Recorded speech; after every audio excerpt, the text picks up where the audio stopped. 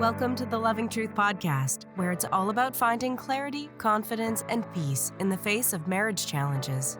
And now your host, relationship expert, and certified master life coach, Sharon Pope. Hello, loves. This is Sharon Pope, and this is The Loving Truth. Today, I want to talk to you about whether or not your partner should be number one in your life. I have had two different teachers of mine, both men, interestingly enough, who have said that no matter what is going on in your life, your marriage should be the highest priority thing in your life. And while, of course, I think your marriage should be a priority in your life, I have never been bold enough to say it should be the single highest priority thing in your life. And so it got me thinking. And that's what I wanted to talk to you about today. And I know some of you, particularly my mamas out there, you're probably already triggered by what I'm talking about. You're probably already like, whoa, whoa, whoa. No. My kids are my highest priority, not my marriage. And you probably think like your marriage doesn't deserve that. But let's just look for a second at how our current approach of prioritizing, let's say, our kids over our marriage or our careers over our marriage. Let's just take a look at how that's working for us, okay? Whatever we pour our love and time and attention and energy into, that highest priority thing, we know it's going to thrive. So when our kids are that highest priority, of course they're thriving. If you pour all of your love and time and attention and energy into your career or your business, that will probably thrive. But we don't invest like that in our marriages very often. Most people don't. And even when they do, we don't do it consistently. And so where we show up for our kids day in and day out, and we show up to our careers day in and day out, no matter what's going on, we show up for that. But we don't do that in our marriages. And so then we leave sort of scraps or crumbs remaining, whatever's left at the end of a very long day. That's what our partners get from us. And then we wonder why the marriage is starving to death and why it's struggling and why it feels disconnected. And so then we don't feel good in our marriages because it's not thriving, but then we don't want to hurt our kids by going through a divorce. So now we're just stuck. So here's how I think about it. I think about it like a house, that two people come together and take the very real risk, and it is a risk, to love one another. And in doing so, they are creating the foundation of a family, let's say. And then everything that we build on top of that foundation, right? It could be you take on a mortgage, literally, and then you're adding on top of that foundation. And you blend your families, and you're adding on top of that foundation. And then you add children to the mix, and you're building on top of that foundation. But what if what you're building on is sand? What if it keeps shifting and it's really unstable? Then everything you're building on top of that foundation is at risk because we're not paying attention to the foundation. And so then all the other things start to crumble. And then we use that as our fears so that as an excuse to remain stuck and to not end the marriage and to not walk through divorce because of all these very valid reasons of all these things we built on top of this very shaky foundation that just got shaky because we didn't invest in it, because we didn't prioritize it. So I can sort of see their point that why shouldn't it be? Why shouldn't our marriages be the single biggest priority in our lives? Because let's look at it like this. If people would say, like, no, children should always be your number one priority and marriage should be second, third, or fourth on your priority list, that's because most of us feel about our kids that we love them unconditionally. And so we want to prioritize their needs above our needs. We want to do that. We don't want to prioritize our partner's needs above our needs. And mostly, we do that because it feels safe, because our love for our children feels unconditional. And we kind of feel like their love for us also feels unconditional. It's actually not, because once they grow up, what we will all see is that adults have conditions in their relationships. So while it's easy to love our kids unconditionally, when they grow up, their love for us is not necessarily unconditional. But that's another topic for another day. So we want our kids to feel good. We want to prioritize their needs. We want them to thrive. Why don't we want our marriages to thrive? And if our marriage is thriving, do you think the kids are more likely to also be thriving or less likely?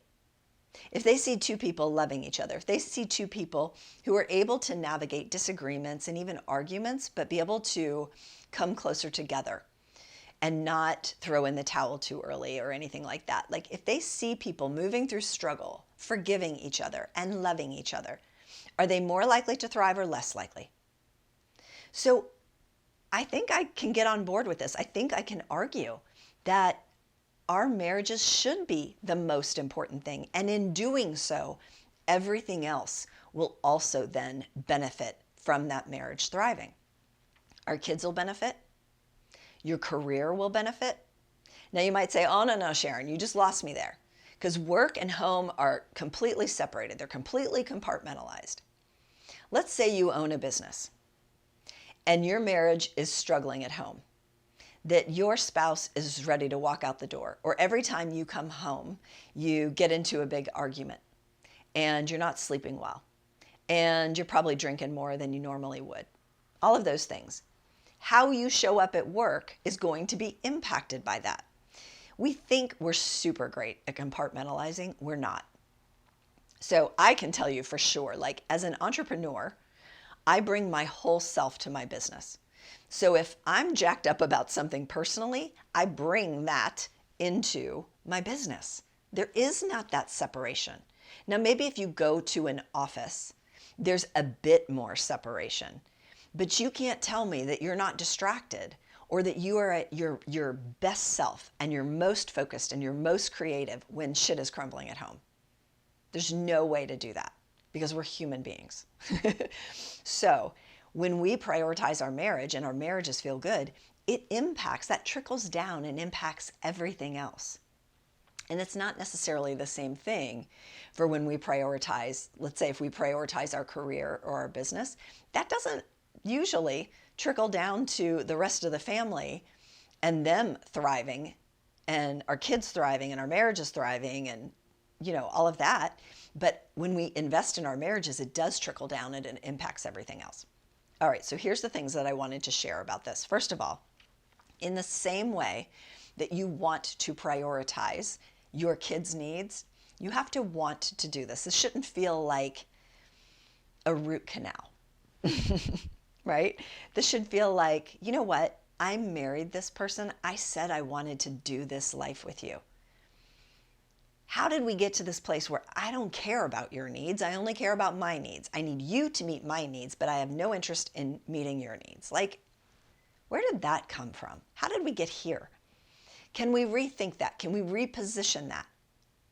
So we have to want to prioritize our partner's needs. The other thing, sometimes we get into this very self-interested approach of where someone will say to their partner, well, I'm not going to meet your needs until you meet my needs. I mean, the one that is seen day in and day out, although there's many, but the most common one is, you know, let's say the woman needs emotional connection before she can feel like connecting with you physically, where a man might need the physical connection in order to feel emotionally close and safe with you. And so then there's this, who comes first? And I literally had someone say this to me this week where their partner was like, well, I'm not going to meet your needs until you meet my needs. And so now we're at a standoff where no one is getting their needs met and nobody seems to care about anything except their own needs. And is that the kind of marriage that you want? Is that how you want to love? Because here's the thing, like that's I'm going to love you in order to get my needs met. I'm going to love you in order to get. In a way, you're using that other person. that's not love. That's bartering. That's keeping score. That's using another human being and calling it love. And that's not love. Another thing I will tell you is, and this is just food for thought. I'm just going to plant the seed. I don't expect you to run out and apply this to your life today. But what if you made your partner's needs your highest priority? And what if every partner's need is just to feel loved? Like, I think at the end of the day, every single human being on the planet, what they really most deeply desire is to know that they are loved and to feel that. Now, it comes out looking a lot of different ways, but ultimately that's what we all really want. And so what if my job here in being in this marriage is to prioritize my partner's needs and to make sure that they feel loved by me? What if that's all you ever did in your marriage? It would be a lot. Right? So that's just something for you to consider. Like, why do we resist that so much? So think about this. I'll leave you with this. What is one thing that you can do to prioritize your marriage? Because when you prioritize your marriage, everything else that you love and deeply care about will benefit. But when we put our marriage on the back burner and prioritize other things, only that other thing, our kids, our career, whatever, is what thrives. The marriage will suffer.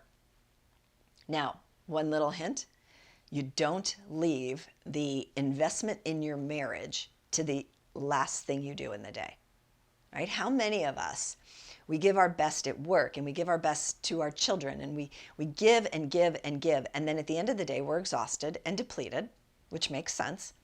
And then that's when we try to have conversations with our spouse, or that's when we try to physically connect with our spouse. Don't leave your marriage to the place where when you're coming at it from a place of exhaustion, right? What if your marriage is the first thing on your to-do list? What if your marriage is the first priority? So you two wake up 15 minutes before the kids get up and you have coffee together, or you just pillow talk, or you just hold each other. What if you two came first and then all the other madness comes into your day, as opposed to waiting until the end of the day?